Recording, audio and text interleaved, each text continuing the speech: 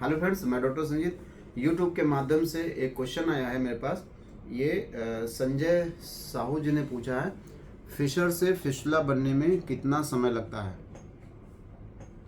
ये क्वेश्चन है। और एक क्वेश्चन और है, सर धागा निकल जाने के बाद कितने दिन में बाहर का घाव भर जाता है। तो इन दोनों क्वेश्चनों का आंसर हम देंगे। अगर आपके पास भी इस तरह का कोई क्वेश्चन हो मलद्वार संबंधित रोगों का तो प्लीज़ पूछिएगा। हम कोशिश करेंगे आपको उसको पूरा एक्सप्लेन करके आपको समझाने की। तो पहले हम यहाँ पे देखते हैं कि फिशर से फिशुला कैसे बनता है और बनता भी है कि नहीं बनता है।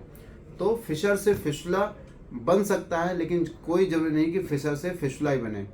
जब फिशर बहुत दिन तक उसको ट्रीट ना किया जाए या किसी कारणवश फिशर बेड पे अगर कोई इन्फेक्टिव पैथोजेनिक बैक्टीरिया या कोई ऐसा फॉरेन पार्टिकल वहाँ पे जाके रुक गया जिसकी वजह से वहाँ पे इन्फेक्शन होना, इन्फ्लामेशन शुरू हुआ, इन्फ्लामेशन से वहाँ पे पस का फॉर्मेशन हुआ, और जब पस बनेगा तो वो ट्रैक बनाएगा, और ट्रैक बनाएगा तो फिशुला का फॉर्मेशन होगा। हम आपको एक लाइव फोटो के साथ शेयर करने की कोशिश करते हैं। यहाँ पे हम देखते हैं एक फिशर हमारे पास है। एग्जाम्पल आपको बता दें, जैसे ये फिशर है।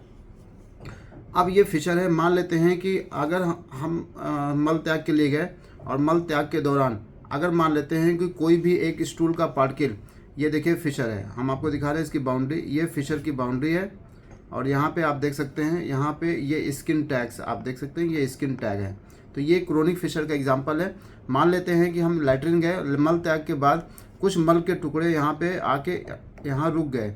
जब मल के टुकड़े यहाँ पे आके रुक जाएंगे तो क्या होगा, अब चूँकि जो मल होता है हमारे शरीर में, जो मल होता है, जो स्टूल पार्टिकल होता है, उसमें कुछ ग्राम निगेटिव बैक्टीरिया भी होते हैं, कुछ ग्राम पॉजिटिव भी बैक्टीरिया होते हैं, और मैक्सिमम इसमें जितने होते हैं सब एनारोबिक होते हैं, मतलब जो ऑक्सीजन के एब्सेंस में भी ग्रो कर सकते हैं। अब क्या होता है कि जब इस घाव के ऊपर, इस अल्सर के ऊपर कोई भी बैक्टीरिया अपनी कॉलोनी बनाना शुरू करेगा तो वो पस का फॉर्मेशन करेगा, पस का फॉर्मेशन करेगा तो वो जाहिर सी बात फिशर से फिशुला बन जाएगा।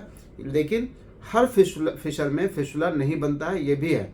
कुछ ही फिशर में फिशुला बनते हैं। 1000 फिशर अगर होते होंगे शायद एक आध दो में फिशुला बनते होंगे, वो भी जब कोई ऐसा है जब उसकी केयर अच्छे से नहीं की जाए।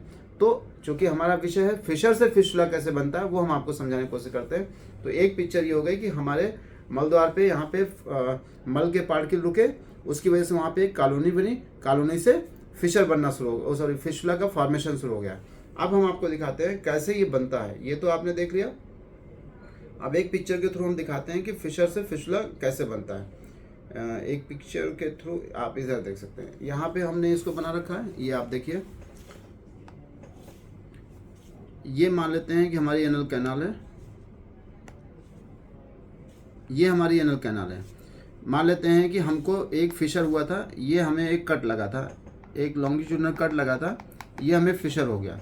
और फिशर जो होता है वो डेंटेड लाइन के नीचे ज़्यादातर देखने को मिलता है, एंटीरियर या पोस्टीरियर साइड में।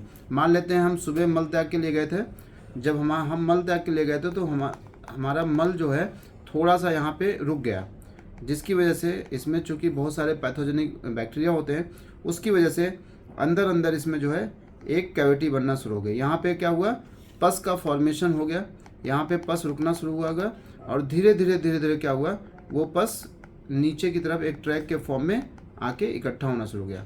तो अभी जो ये ट्रैक बन गया, अब अगर ये बाहर ओपन हो जाए तो इसी को हम लोग फिशुला बोलते हैं। तो फिशर से भी फिशुला बनता है, और इसका हम पूरा एक वीडियो बना चुके हैं। यहाँ पे आप देख सकते हैं, हमने पहले से यहाँ पे लगा रखा हुआ है, फिशुला भगंदर के बारे में पूरा समझाया था। तो यहाँ पे कॉजेज ऑफ फिशुला में आप देखिए, यहाँ पे एक कारण हमने लिखा था, फिशर से फिशुला बनता है एनल ग्लैंड क्लिप इन्फेक्शन की वजह से, ट्यूबी की वजह से, क्रोन्स बीमारी की वजह से, फिशर से भी, एसटीडी से, लोकल ट्रॉमा। तो फिशर से फिशुला बनना एक कारण हो सकता है। तो ऐसे फिशर बनता है। एक क्वेश्चन आपने पूछा था, तो कौन सा ग्रेड का बनेगा। तो अगर हम देखें तो फिशर से जो फिशुला बनता है ज़्यादातर क्या होता है, वो ग्रेड 1 ही बनता है। लेकिन कोई ज़रूरी नहीं, कभी अगर मान लेते हैं ये एब्सेस यानी ये जो ट्रैक था वो अगर एक्सटर्नल स्फिंक्टर को पियर्स कर ले तो ये ग्रेड 3 भी बन सकता है, और कई बार यहाँ पे पेरियनल एब्सेस भी बना देता है। फिशर से फिशुला तो बनता है कई बार। अगर फिशुला नहीं बन पाया तो वहाँ पे पस जब इकट्ठा होता है तो वहाँ पे पेरियनल एब्सेस भी बनता है। तो ये हमारा फिशर से फिशुला बनने का एक मतलब एक ऐसे इसकी जो पैथोलॉजी होती है ऐसे होती है। बाकी अगर छारसूत किसी भी फिशुला ट्रैक से निकल गया है तो लगभग 20 से 25 दिन में या मैक्सिमम 1 महीने में वो बाहर का घाव लगभग भर जाना चाहिए। अगर घाव नहीं भर रहा है तो एक बार अपने जो भी फैमिली फिजिशियन है, जो डॉक्टर है आपके देख रहे हैं, एक बार उनसे फिर से इसके बारे में डिस्कस करिए कि अगर 1 महीने से ज़्यादा लग रहा है घाव भरने में, तो एक बार हो सकता है फिर से कोई इन्वेस्टिगेशन की ज़रूरत हो, उसको चेक करा ले, कहीं ऐसा तो नहीं कोई ट्रैक वर्क छूट रहा हो। धन्यवाद।